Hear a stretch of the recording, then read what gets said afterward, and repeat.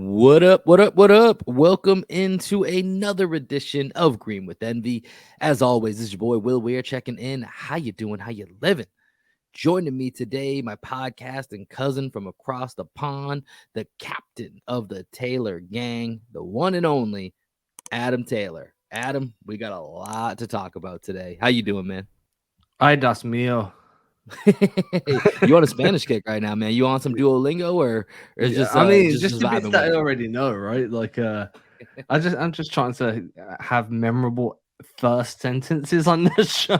Yeah. No, seriously though, that sums it up, right? Ay, das mío. Like, oh, what the hell, man? Well, There's oh my Dios, god. man. It's it's tough, man. It's really tough. Obviously, we're talking about the Boston Celtics now finding themselves for the second straight year in a 3-2 hole in the second round, heading for elimination on the road, which is what will be happening in Philadelphia. Game 6 Thursday night. Celtics drop game 5 at home, 115 to 103. Just a really tough game that we're gonna break down here in a second. But one thing we do have to promote, you know what? Let's start with a little bit of good news, because there isn't going to be a ton of great news in this podcast if we're just being 100% real, because we're going to have to talk about what happened in Game 5. But I mentioned this on the last podcast. Following Game 6, win, lose, or draw.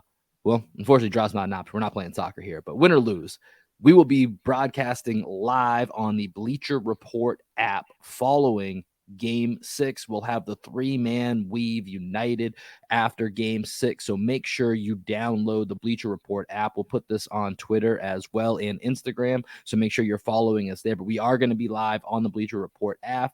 And when there is a Game 7, because Adam, I'm talking it into existence now.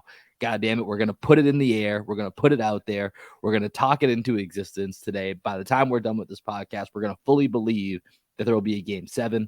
We will also have post-game coverage for you on the Bleacher Report app following Game 7. So that is the good news of the day, Adam.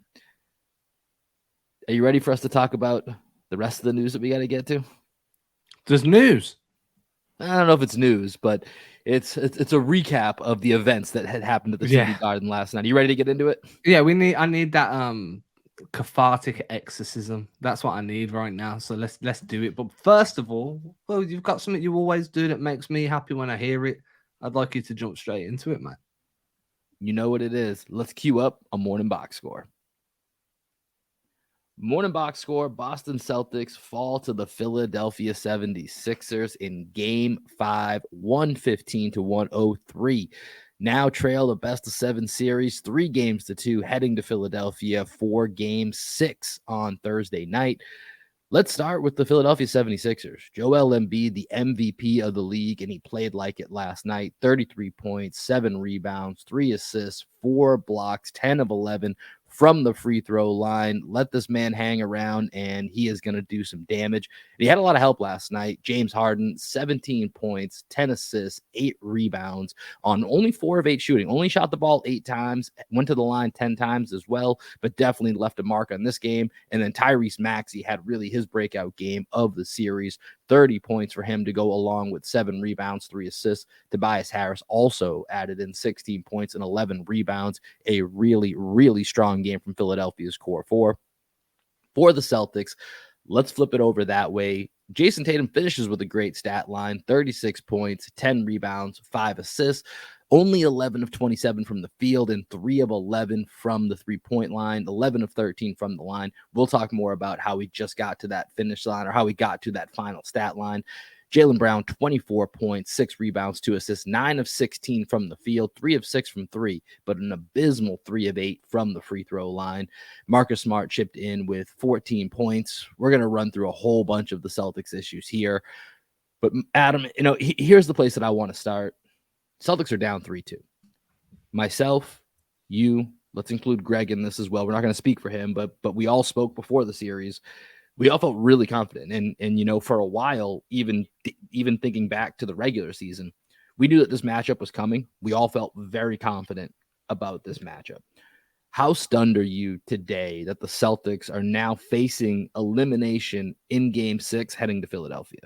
Yeah, so I'm not stunned that they find themselves 3-2 down. We all knew that Philly was a legitimate threat. We've all spoke about it all season. You know, it's either Milwaukee, Boston, or Philly. So we knew that they were going to be a good team. We knew it was going to be a tough series. I think for me, the shock is how these losses have come, right?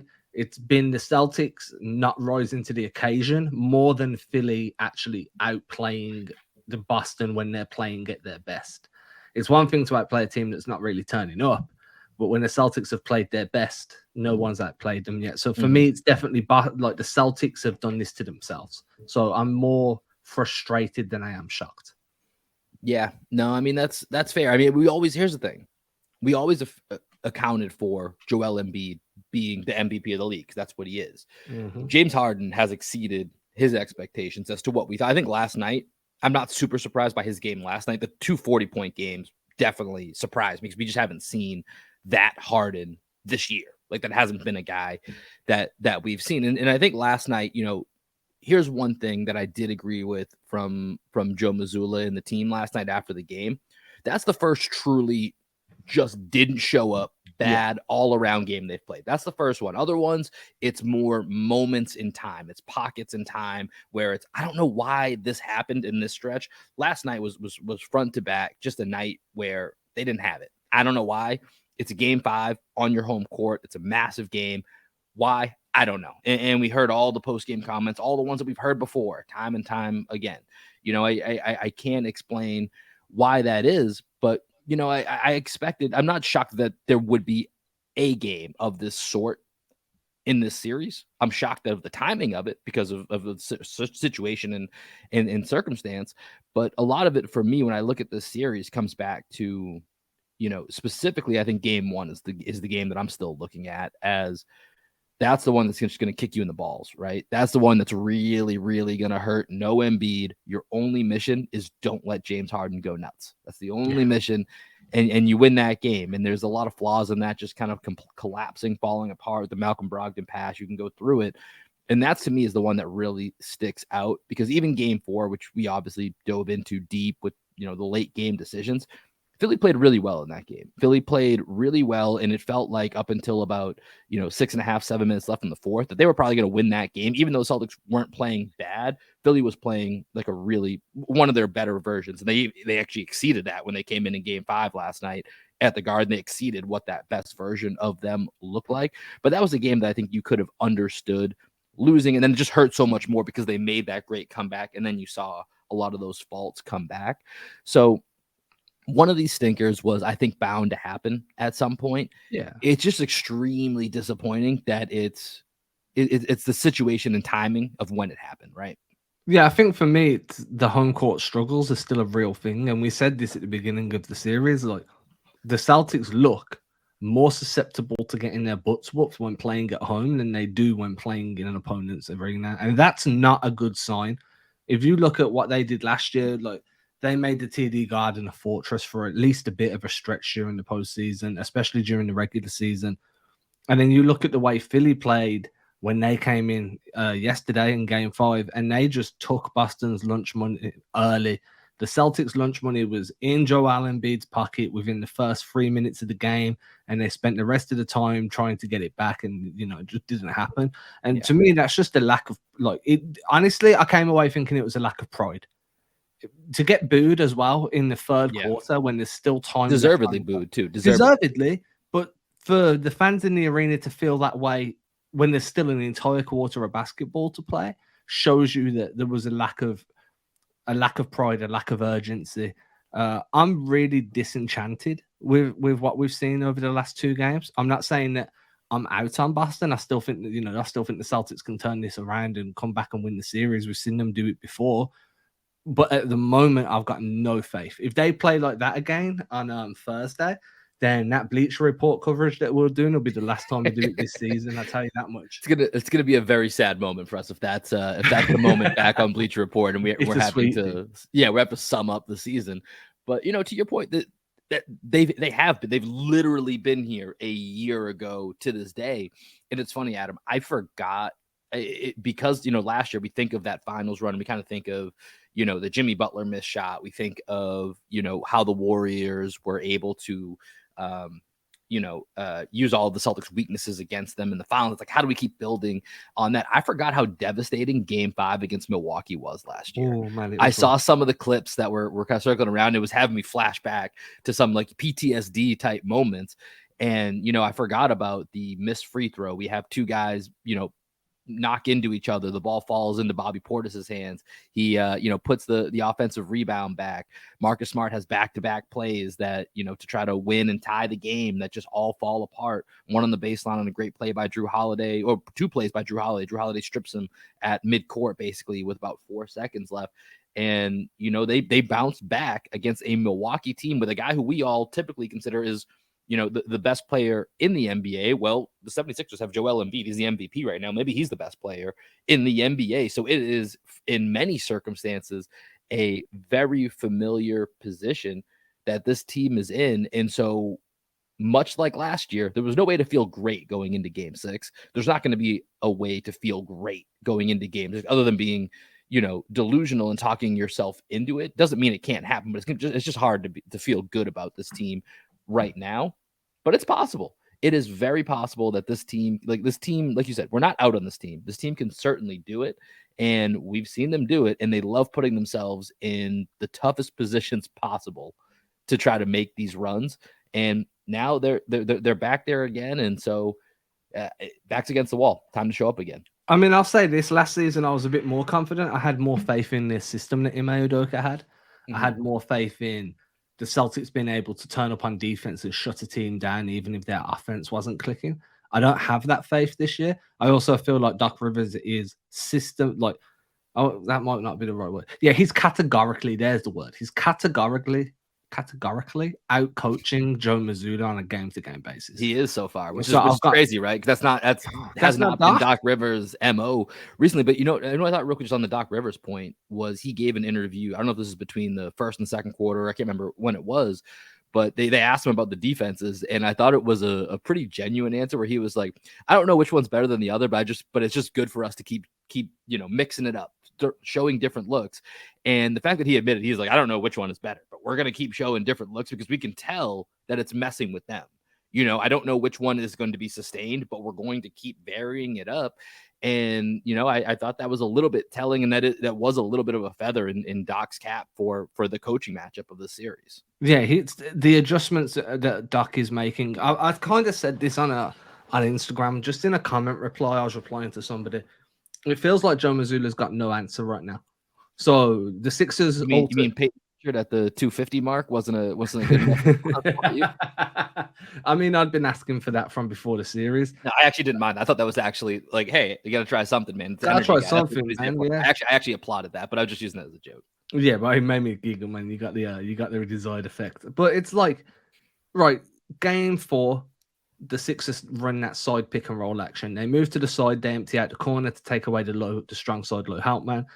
Game 5, they do the same thing, but Boston start icing as you come off. So what does Rivers do? He tells Embiid, okay, instead of popping out, I want you to roll/cut towards the nail. And you're just going to get the ball around there and you're going downhill.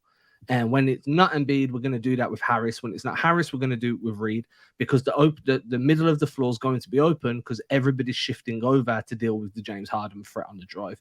And then Philadelphia just cooked Boston down the middle. They literally just destroyed them. That little adjustment spoke volumes to me, because I'm like, I haven't seen Mazzulla make an adjustment like that on offense where the Celtics have just ate. You know what I mean? Like, hey, I'm going to tweak this just slightly. So instead of having a big pop, I'm going to have him kind of shade himself towards the nail. We're going to hit him there, and then he's going to roll to the rim. And that one adjustment is going to get us 10 to 15 points. I haven't seen that from Joe Mazzulla this series. I haven't seen it from him this postseason. Man, I feel like he's being outcoached, and it's not all on him. The players just aren't turning up right now. So that's where I want to go to. So let's take a quick break here, and I want to jump in on that point. So, still speaking of Joe Mazzulla here, and I think this was a pretty common tweet I was seeing last night after the game about Mazzulla this, Mazzulla that. And yeah, I don't think he had, he hasn't had a great series. He hasn't had a great postseason. It's been okay. It's been average. There's been some ups, there's been some downs. The downs are probably a lot more noticeable, but I think the low hanging fruit last night was to jump on Joe Mazzulla. And I'll be honest, last night, Joe Mazzulla was certainly grasping at straws. We talked about the Peyton Pritchard move. I think at one point, and I want to get into the players here, and we'll talk more about Al Horford. Him not being able to hit shots was just really devastating to the offense. And at one point, he tries to go to a, Brogdon, Rob Williams look, and Embiid and Harden were just toasting that. That's like one of the few notes I have in my notebook here. It's just Brogdon and Rob versus Harden and Embiid equal in all capitals toast. Just wasn't going to work. But you started to say this. I don't think last night is on Mazzulla. That team was not there from the jump. I think I want to start going through some of the players last night. Let's do it. And I want to start with Jason Tatum, because I mentioned this in the morning box score. His last 2.5 quarters were fantastic. He was the only guy that showed up at that point. But for the second straight game, he's had such a slow start that he is a main reason this team was in a hole in game 4 and had to make that comeback and then couldn't execute down the stretch. In this game, they were down 14 by the time he scored his first basket midway through the second quarter. Like, he is a very big contribution. So when he ends up with 36, 10, 5, gets to the line 13 times, once again, if I gave you those numbers in a vacuum before the game, you're saying, sign me up every single time. That sounds like an excellent Jason Tatum game. But to the point that I think this is last night specifically is more on the players than it is on Mazzulla, I think it starts with Jason Tatum. Yeah, and this is your star player coming out either not capable of executing against the defense or just not prepared to have to execute at the level he needs to. Now, it's not like Tatum's playing in his first conference semifinals. It's not like it's his first playoff run. This dude's been to multiple conference finals. He's been to the NBA finals. He's had big games on this stage. So to struggle the way he's struggled for 2 straight games, that concerns me. I mean, I'm not making excuses here because I do think he's played poorly in the grander scheme of things rather than just the box score. That wrist has been hurting him all year. Ideally, I genuinely believe if Boston get bounced in this series, or if they lose it, like whenever they get bounced, if they don't win a championship, even if they do, once their season's over, I think we hear about Tatum having surgery on that wrist. But that's possible. But then if you know that maybe that's the reason, whatever, maybe he's fell on it again because it was against Embiid last year where he hurt that wrist got re-aggravated because it's so physical down in the paint around that low post. If you know that, put the ball in Brown's hands more. If Brown's not got it, find someone that's going to get you going early. What we spoke about all year is how deep this team is. Mm-hmm. And right now it looks shallow as fuck. Where's the depth? Here's the thing. I think there still is a depth to this team, but for what you're asking, I think is where there's a little bit of a shallowness, right?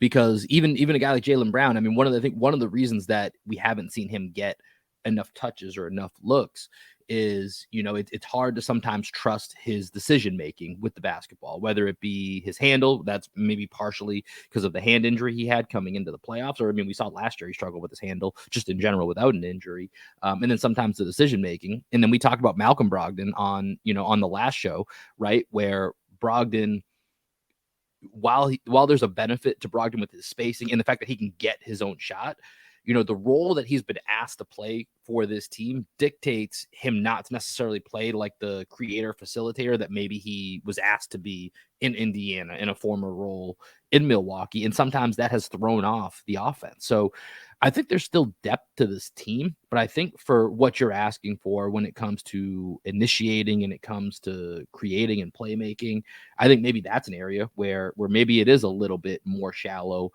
than we thought. And but I mean, at the end of the day, it's going to start and end with the Jays, right? That's going to be, they're the head of the snake. And for Tatum, such great bounce backs. Like I said, second half of game 4, last 2.5 quarters of last night, he was great, but he is a big part of creating those holes. And then you look at his running mate in Jaylen Brown, and part of that second quarter, he plays just under 5 minutes.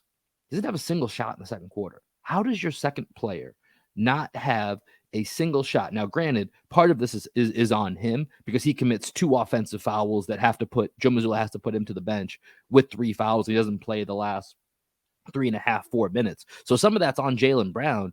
But how is your best player out there for 5 minutes and not get a single shot up? Like, that's just terrible, man. I don't know how to explain that. The game after, he plays an overtime period and doesn't get a single shot up in overtime. So that means in the last, if we're talking, say we're doing this at halftime, at halftime in game 5, the last 3 quarters, Brown has had 2 of them where he doesn't take a shot. Yeah. And then we've got the games where he just vanishes in the second half, or the second half, as an Englishman would say. There's a lot that's going on with Jaylen Brown right now, and again, we don't know whether that's schematic, whether that's, hey, Tatum's cooking, so we need you to take that step back, or whatever. But at the moment, we're not seeing consistency. And when you talk about stars in the NBA, when you talk about an MVP candidate in Jason Tatum, sound like Stephen A right now. When you talk about an all-star, an all NBA candidate in Jaylen Brown, obviously Tatum falls into that category, being an MVP candidate. One of the things you want and one of the things you expect is consistency. That's what separates you from being a high-level NBA guy to an elite NBA guy, is the fact that you're doing it consistently. Every night, this is what we're going to get. And we're not seeing that from either guy right now. And we haven't seen it from either of them since the start of the postseason. There's been good games, there's been bad games. There's been games where they don't show, games where they do. That's not consistent.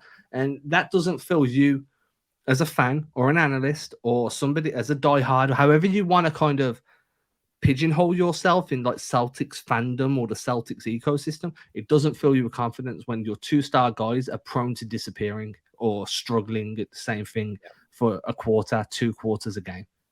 Let me ask you this, Adam, because I can't figure it out, and I've seen it in person, and it's a feeling that I think a lot of Celtics fans have. What's up with Jaylen Brown, the free throw line? I don't know if you have anything that you can even surmise. I mean, Greg and I, were in the building earlier this season when Jaylen Brown had those free throws against the New York Knicks. And you can tell when Jaylen Brown is in his head that when he's walking to the line, you're expecting, man, if we get 1 out of 2, this is a good scenario right now. And he goes 3 of 8 last night. I think just from a statistical standpoint, 3 of 8 from him at the free throw line. And of course, Al Horford 0 for 7. You can throw in Derek White 0 for 2, making those 2 guys combined 0 for 9.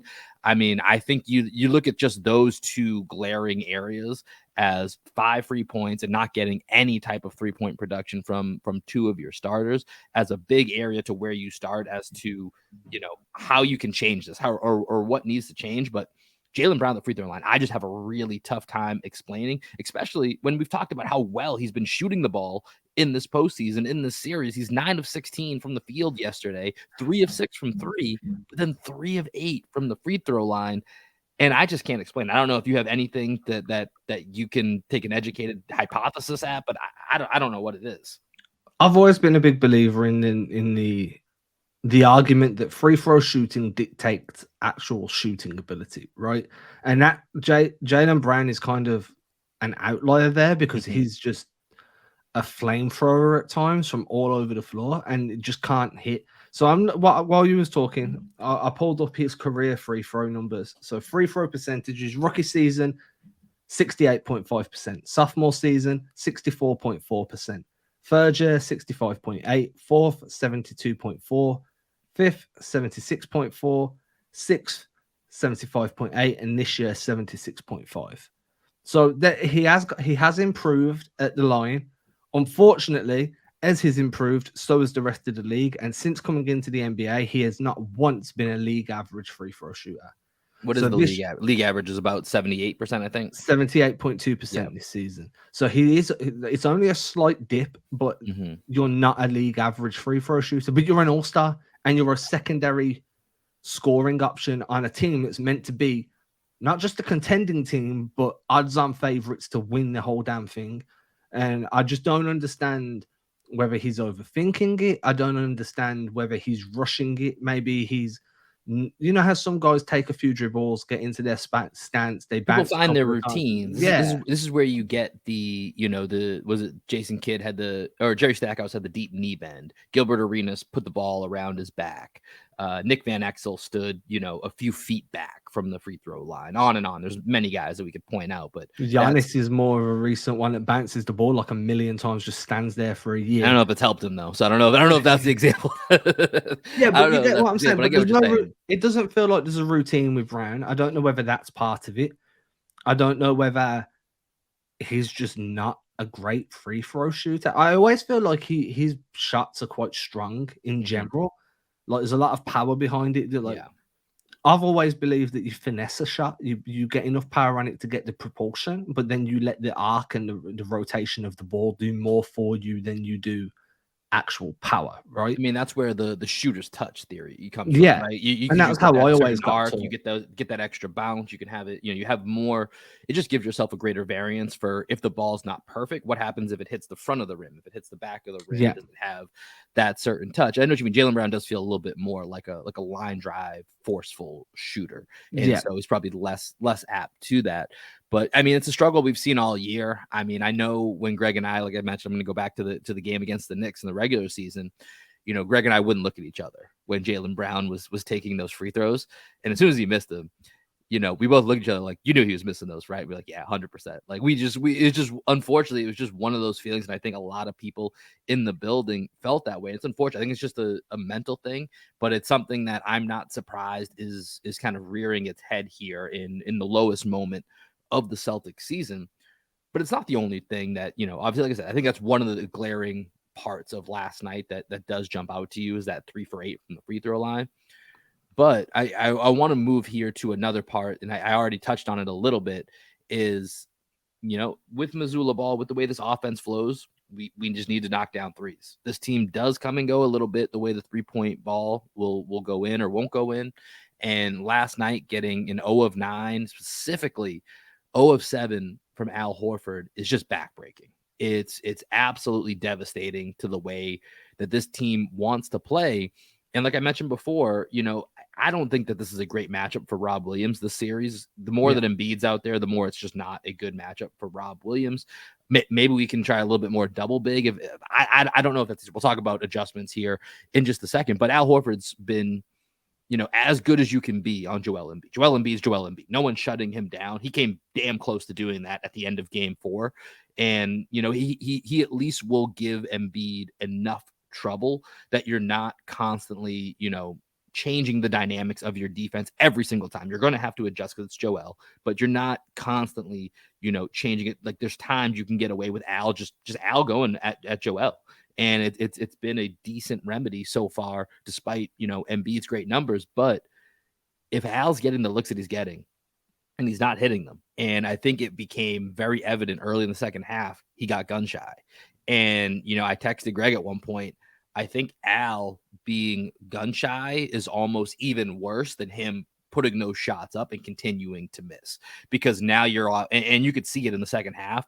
It then triggered everyone minus basically Jason Tatum getting trigger shy in that second half, and the offense just completely collapsed on itself. Yeah, I mean, I've said this 100,000 million, gazillion, trillion, billion, zillion, zillion, billion times. Making your freeze does not necessarily equate to gravity the same way as taking your freeze does. Because on a game-to-game basis, generally players don't know what you're shooting from deep. They just know you shoot a lot and we need to close out on you, because if you're shooting them, then there's a chance you're going to make them. So there was that aspect of things. And then I like how you put it. It's kind of a trickle-down effect, right? Like trickle-down economics, except it's trickle-down freeonomics, where if you're not taking your freeze, the guy next to you might stop taking his freeze, or he might jack up more, but he's not as, like, over a large sample size, he's not as, what's the word I'm looking for? As surefire as what you are. I'm losing words here. But what I'm getting at is, yeah, okay, so you don't shoot threes. That means that maybe Jaylen Brown has to shoot more. But Jaylen Brown's having a bad night. So now he's going to go back away from shooting threes. He's going to drive more. Now Malcolm Brogdon gets that put on his shoulders. But Malcolm Brogdon isn't really having the best stretch of basketball right now. So now he's going to drive more. And before you know it, a 3-point heavy offense just gets in its own way. And it is tough. And like you said, Rob's not really having the best series. It's not the best matchup for him. You can't run your 5-out offense the same way. You can still run it, but they don't seem to want to do that.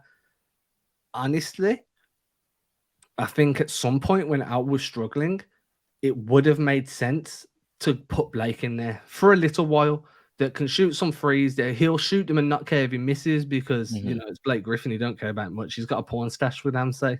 I like the Blake stash. I'm be real with you. I think it's working for him. Yeah, me too, dude. Me too. I'm here for the porn stash vibes. But he's another big body that can absorb some off Embiid. Obviously, Embiid's going to cook him way easier than he's going to cook Horford. But there's a chance that he hits a couple of threes, or he at least keeps taking them. So then you do get that trickle, like you get that trickle up freenomics where one guy's taking threes, so everybody else gets in on the play.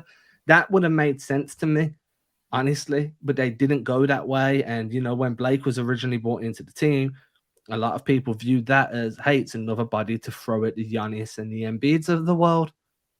No, apparently not. Apparently, we're just going to live or die by Al Horford making threes, and that's unfair on him. You know what I mean? I mean, it is, but at the same time, here's kind of my stance on it. I understand what you're saying.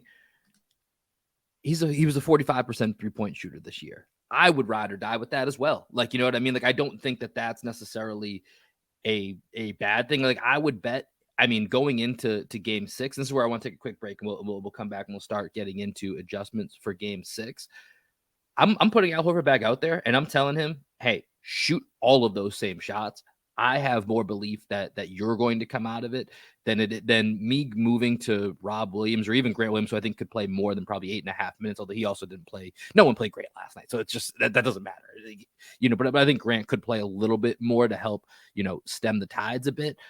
But at the end of the day, I'm still riding or die with Al Horford 30 plus minutes, shoot 10 threes, go 1 of 10. I'll go down with the ship if that's what it is, because you're going to get the looks. But with that, let's take a quick break here, Adam, and let's start to look ahead a bit. All right, so we're still on kind of right now. Last night, the 3-point shooting from Al Horford, Derek White was tough. Grant Williams only plays 8.5 minutes. He's 0-1 as well. It was just tough to come by. So, Adam, we talked about Mazzulla grasping at straws, looking for the Brogdon-Williams combo, which I don't think was working out all that well against the Embiid, Harden, the starters of Philadelphia. We talked about Peyton Pritchard getting the call at about 2:50 left in the third quarter to try to bring some type of energy. Where do you think that the Celtics can go from here? What's an adjustment, or what do you think will happen as we look ahead to Game 6? I said this on the Instagram live with Greg, pre-game 5. My biggest adjustment right now is early in the game, run some actions to get Tatum the ball in that mid post. Forget this 3-point heavy offense. We can build out to that. I've been a big believer in, hey, if you want to shoot this many threes, cool. But start the game building a rhythm at the rim. Go from the inside out. Yeah, build that momentum, get that rhythm, that vibe flowing through the team. Like, hey, we're hot. We've made 5 of 6. We're feeling good about ourselves. Now we're going to run some flare actions and get some threes, right? So running some wedge actions where you just like get Tatum into the mid post, get him onto the high post, or wherever on that post area you want, and be like, dude, just go in your Kobe bag, turn, face up. You want to shoot it, shoot. You want to take the guy off the dribble, do you? We don't mind. We'll even send you a second screen and run a mid post pick and roll with you. It's cool. We'll go 90s for a few possessions. Because then you might find that you get Tatum feeling confident. He's feeling good. You're playing a game that benefits his skill set, benefits the way he wants to play. Ime Udoka did a really good job of that last year. He used to get Tatum a lot more post touches, a lot more, and really put him in a position to feel comfortable. It doesn't matter if that's not how you want to play. It matters about getting a guy bedded into a system, like bedded into a game. Hey, okay, I've got the touches. I feel comfortable. Now I can start stretching the game out. Do that for Tatum. Run some rip screens for Jaylen Brown. Get him comfortable. Let him attack the rim downhill. You know what I mean? Let him do what he feels comfortable doing. Just being this ridiculous athlete. And then you can start flowing into some actions. And I think if you do that, you've got less of a chance of these guys really struggling early and then being in their own heads for the rest of the game. Yeah, I mean, I think for the last couple of years, we've noticed paint touches generally are going to generate into better looks on the outside. Now, I will say, Celtics had a lot of good looks last night, so I don't necessarily think that the type. So one thing that's always been big for me is how are they getting the shots? Now in the second half, like I said, when everyone got gun shy, everything kind of fell apart. But in that first half, they got a lot of good looks. They just didn't hit them. They didn't hit them, and then it kind of got in their heads a bit. So I understand your point of trying to get off to a better start. Last couple of games, I mean, Tatum's gotten to the free throw line a healthy amount in these last couple of games. Got to the line 13 times in game 2. Of course, like we said, it took him until about middle of the second quarter to really get going. But it is really hard to kind of figure out, where the Celtics go from here, because you had a great tweet earlier today, Adam. It feels like we're in a toxic relationship with this Celtics team. And when you really think back to the beginning, to this whole season, right? The first date with Joe Mazzulla was that first 25 games of the year, the first couple of dates, really, where you show up, the vibes are right. Oh my God, this is a match. It wasn't just, it wasn't just on the app. Now we're in person, we're hanging out, we're having a great time. This is the best relationship I've ever been in. There's not a downside. Then we play the Warriors about mid-December-ish, and you start to see some cracks. The old flame came back into the picture, started seeing some old habits kind of come creep back in. But then just when you think that you might need to get out of this relationship, something beautiful happens, something magical happens. You're like, that's all right. Everyone has their own flaws, but this toxic circle just keeps coming back and keeps coming back. And, with this team, I still think, number one, sounds crazy. I still think they're the better team. If you lose the series, you're just clearly not. But I still think they're the better team in this series. I think they have the better roster in this series. And there's part of me that I don't know the right way to put. They just need to come out and play with the right assertion, rather than letting the Sixers put them in a position to then have to get to play the way that they want to. It's just coming out from and I don't know what it is that prevents that from happening. I don't. And so it's not a great answer, but they need to find a way to get that to happen early. And I don't know what that is. Maybe it's like you're saying. Maybe it's starting from the inside and then building it out. I know last night they started out with just starting jump shots from the beginning, and it steamrolled from there.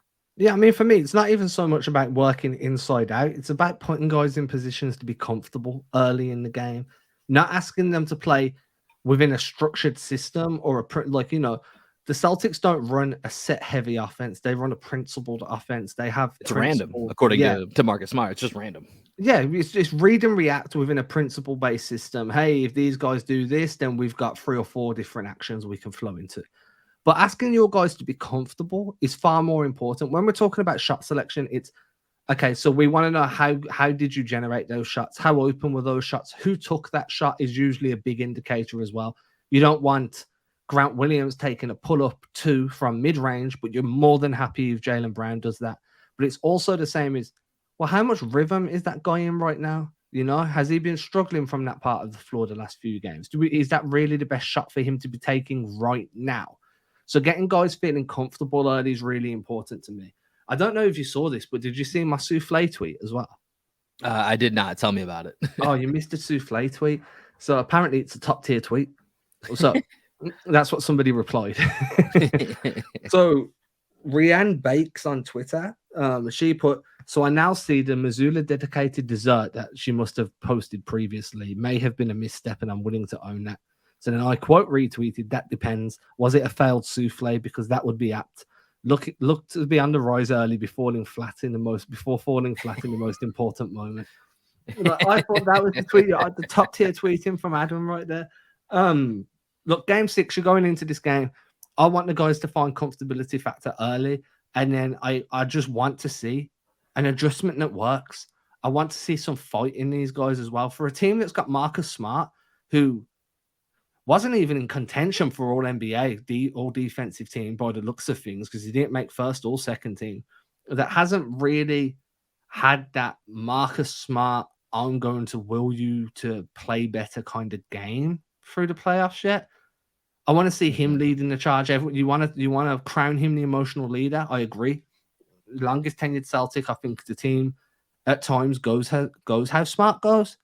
And I want to see him kind of drag these guys by like the scruff of their neck and pull them into a battle and really lead them into war. And I think this is one thing where, I'm completely on board with whatever decision the Celtics made regarding Udoka. We don't know the story, whatever. I'm not getting into that.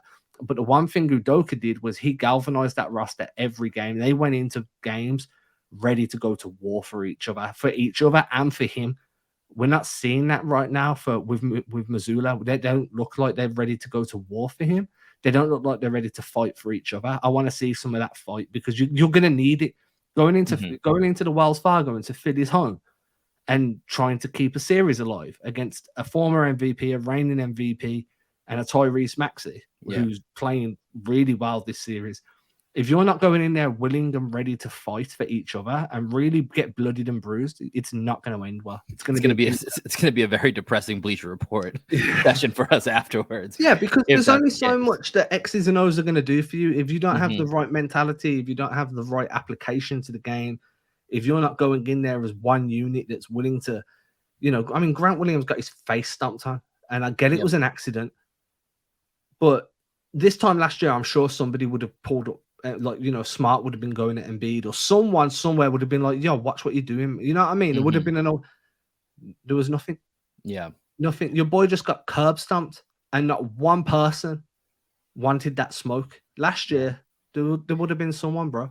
I mean, one thing that I was thinking about the other night, right? And Mazzulla had spoken about this before, about how his philosophy was a little bit of shifting this team into a more offensive-minded team, and that the defense would be there. I think it feels like this team took a little bit for granted how much that defense could really just snap back into it, right? Without there being that emphasis. And, the offense to me really was where a lot of, if you look at last season, where that championship was won or lost. We didn't have enough offensive firepower. We didn't have enough offensive versatility. We just didn't have the answers to get us across the finish line. I mean, they held the Warriors to under, I think they scored over either 107 or 108 in any of those finals games. Like, that's really good for when the Warriors team last year that was clicking on all cylinders and Steph Curry was going God mode in some of those games. Like, that's really impressive to hold the Warriors consistently under 108 points. But when you don't break 104 different times, I understand the thinking of, let's reshape some of this offense. Let's give us a little bit more firepower. We have two all NBA, offensive, demons out here that are going to average between 26 and 30 points per game, for the season. So we should have a better offense. You bring in a guy like Brogdon, but I do think that this team, while trying to reset that mentality, probably took a little bit too much for granted how much they'd be able to just snap back in to those defensive wizards that they were last year, that they really made their staple on. Thinking that you did it once and it's going to be there for you again.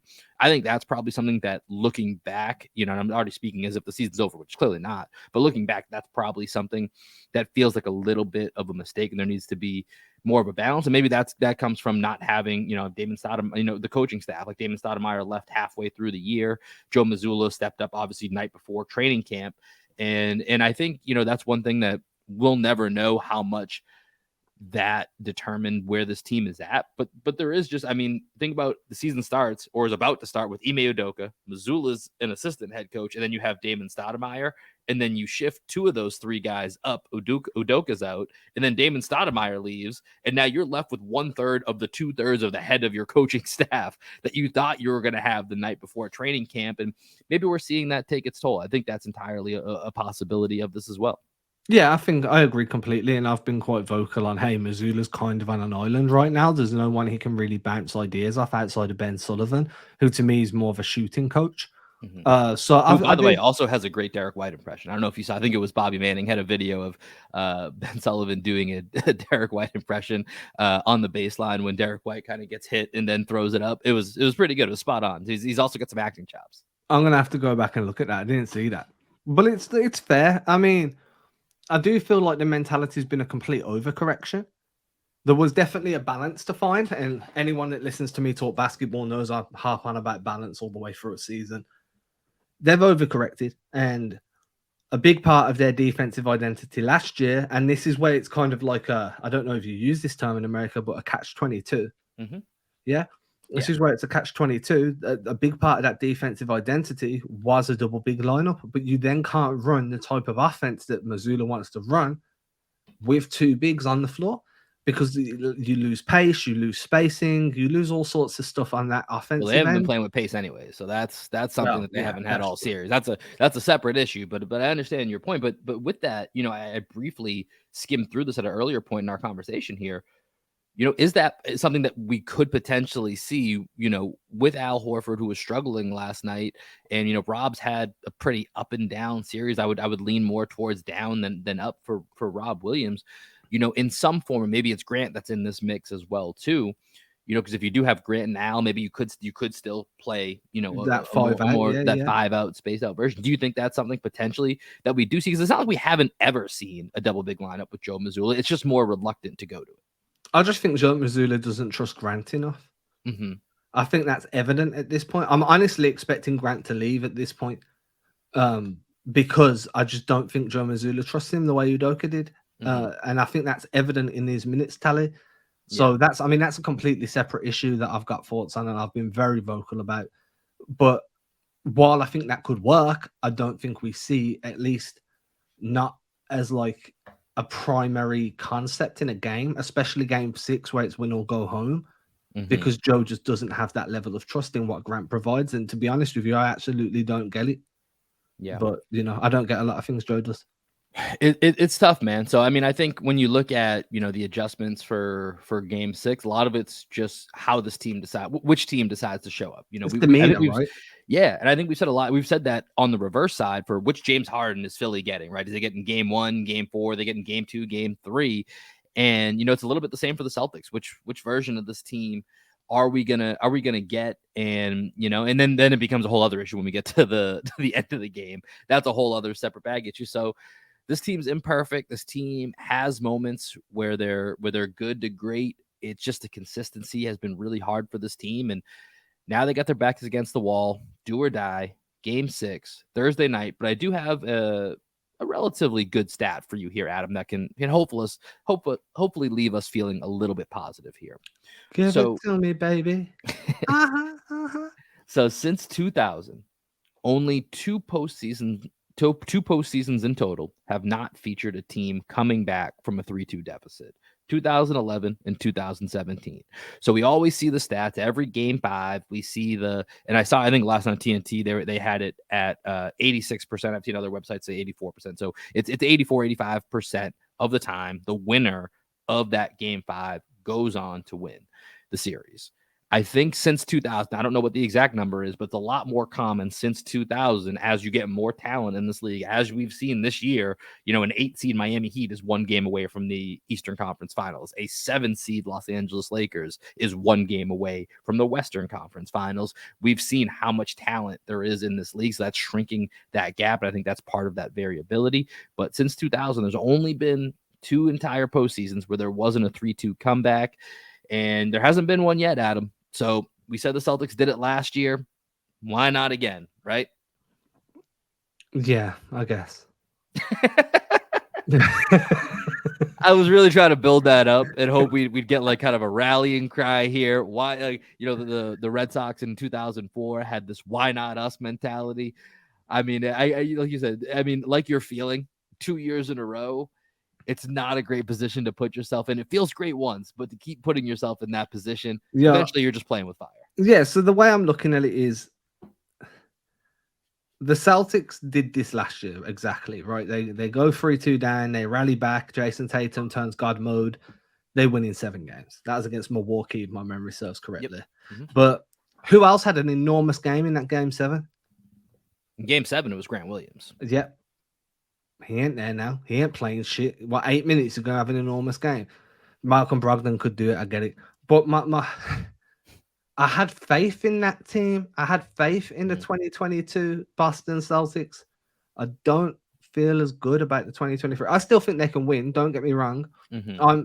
I think that they go into game 6, they absolutely destroy, they spank, they wipe the floor, whatever adjectives you want to use to pull in there to describe what Boston are going to do to Philly. I think that's going to happen. Mm-hmm. But then you're playing at home and you seem to, for some goddamn reason, keep losing your home games. So, and I said this after the last episode, I do not want no part of James Harden in a game 7. I just don't, because this dude's found the Lazarus pit, the fountain of youth. I don't know what was in that Las Vegas club that he was at before this series started, but that dude is on a mission. I don't know if he made a deal with the devil. Something happened behind that after he slapped someone. He went somewhere, did something, and now he's playing like this. Yeah. I don't want no part of him in a game 7, period. Well, and that's the only way through is there needs to be a game 7. And I think something you said last episode, Adam, is what really rang true to me last night is, we're seeing Embiid get stronger as the Every series game. goes on. And I think that to me, that's the scariest part. And you saw that chase down block he had on Jaylen Brown last night. That was a pretty iconic moment, watching, if you've seen some of the replays of that, that's a big moment for Joel Embiid. So I think that's the scariest part. But this is what the Celtics do. Their backs are against the wall. Jason Tatum, Jaylen Brown, one of them is going to need to have a really special night in game 6. And then they're going to need the guys like Al Horford, Derek White, Malcolm Brogdon. They're going to have to hit some shots. That's pretty much the cut and dry of it. In my opinion, I don't feel good about it, but I think this team finds a way. I don't know how, but I think they find a way. We're back in Boston for a game 7 on Sunday. That's what I think is going to happen. We'll have to see. And following game 6, Bleacher Report app, download it, join us, follow the Celtics on Bleacher Report. We'll be there live after game 6. And then after game 7, we'll be there as well. I'm just saying it. I'm just going to say there's a game 7. I'm just going to pretend like there's a game 7. I do not expect this to be a 6-game series. There's a game 7. Adam's going to be tired for 2 days, 2 games running. I'm probably going to be cranky. At least after, you're going to get up at an ungodly hour to join us for post-game coverage on game 6. At least you have 2 days off. The game first. So you have 2 days. You'll be up, but yeah. So you'll have 2 days off after that to recoup for Sunday. So that will be the one time we get an extra day off in the series here once this gets to a game 7. But that's all we got for today. Any other final thoughts here, Adam, before we sign off? Celtics in 7. Celtics in 7. That's all that needs to be said. Also, real quick, shout out to Derek White getting second team all NBA defense. Here's your flowers. Sorry, my guy. We gave you a ton of flowers all year. We didn't have time to fit it in today. It's just that type of episode. But we love you. We gave you flowers all year. My florist is out of business because of you. So or I'm out of business because of my I've been paying too much money to my florist is what's been happening when we talk about Derek White on the show. But remember to tune in. Bleacher Report app after game 6. We'll have an announcement on Instagram and Twitter going up shortly. Appreciate everybody for joining us. As always, like, subscribe. Adam, it's been a pleasure, my guy. We will be back after game 6. Celtics in 7. Let's go, Boston. We got some Black Sheep Optimists for y'all on the way out. Peace, y'all. Bye-bye.